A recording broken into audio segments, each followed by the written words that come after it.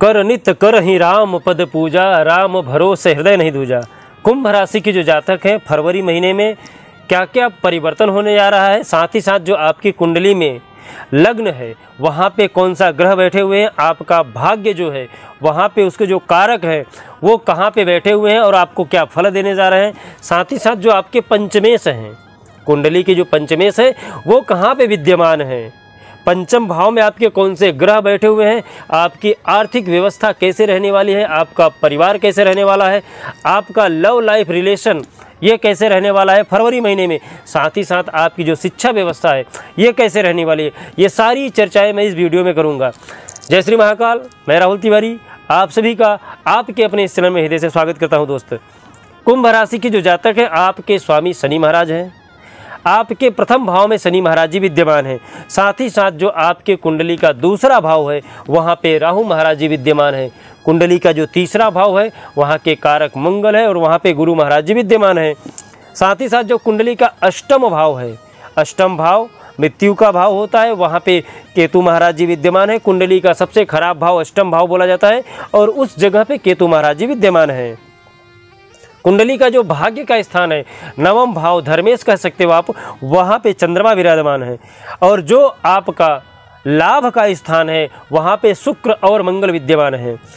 आपके जो व्यय का स्थान है, द्वादश भाव है, वहाँ पे सूर्य और बुध विराजमान है। ये आपकी फरवरी की कुंडली है।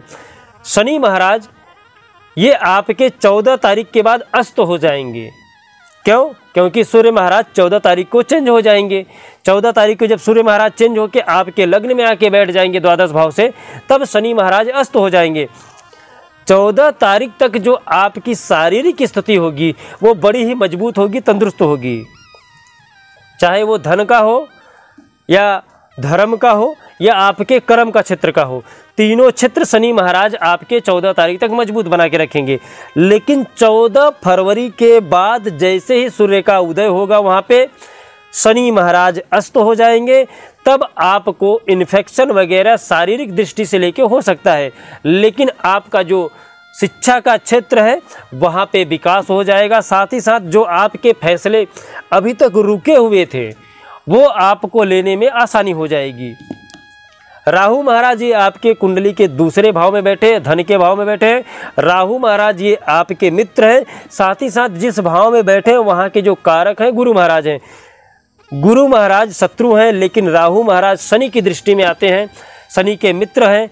तो यहाँ पे राहु महाराज आपको धन की व्यवस्था बड़ी तगड़ी करने जा रहे हैं। दूसरे भाव में जब भी राहु महाराज बैठते हैं तो धन का उछाल देखने को मिलता है, लेकिन ये कितना दिन तक उछाल करेंगे ये कुछ कह नहीं सकते हैं। आपकी कुंडली के हिसाब से देखना पड़ता है कि राहु महाराज आपके गलत दृष्टि में बैठे हैं या अच्छी दृष्टि में बैठे हुए हैं। राहु महाराज फरवरी महीने में धन की अधिकता बढ़ाने जा रहे हैं आपकी कुंडली में। गुरु महाराज ये आपके तीसरे भाव में बैठे जहाँ के कारक मंगल हैं। तो धन की व्यवस्था, भाई को लेके, परिवार को लेके, माता का सुख या भूमि विवाद जो आपका चल रहा था वहाँ पे आपको संतुष्टि मिलने जा रहा है। माता से यदि आपका अनबन था तो वहाँ पे माता आपका साथ सहयोग देने जा रही हैं। जो आपके भाई हैं वो आपका साथ देने जा रहे हैं। साथ ही साथ जो आपके परिवार के बीच में कलह चल रहा था किसी भूमि को लेके, वहाँ पे गुरु महाराज उससे आपको निजात दे रहे हैं। केतु महाराज ये आपके अष्टम भाव में बैठे हैं। केतु महाराज को शांत करना बहुत जरूरी है, क्योंकि जब कोई पाप ग्रह छठे, 8वें और 12वें भाव में आके बैठता है तो उसका रिजल्ट बहुत ही गलत होता है। तो केतु महाराज को आपको शांत करना चाहिए। चंद्रमा ये आपके भाग्य के स्थान पे बैठा है, तो शुरुआती तौर से ही आपका जो भाग्य होगा वो आपका साथ देगा ही देगा। शुक्र महाराज ये आपके 12 तारीख को चेंज हो, लाभ का स्थान है वहाँ से निकल जाएंगे और आपके व्यय के स्थान पे बैठ जाएंगे। शुक्र महाराज शनि के ये मित्र में आते हैं। ये जिस भी भाव में बैठेंगे शनि महाराज को हमेशा लाभ का फल देते रहेंगे। जब तक लाभ के भाव में बैठे हैं तब तक आपको लाभ देंगे, और जैसे ही ये व्यय के स्थान में चले जाएंगे तो वहाँ के कारक राहु महाराज हैं, वहाँ पे पहले से बुध विराजमान है, सूर्य विराजमान है। 14 तारीख तक शुक्र महाराज का थोड़ा सा भी परिवर्तन देखने को आपको नहीं मिलेगा, लेकिन 14 तारीख के बाद शुक्र अपना असर दिखाना आपकी कुंडली के ऊपर शुरू करेंगे। आपको ऐसो आराम की जो अनुभूति दिलाने जा रहे हैं 14 तारीख के बाद दिलाएंगे। मंगल महाराज ये आपके 6 फरवरी को चेंज होके आपके व्यय के स्थान में बैठ जाएंगे।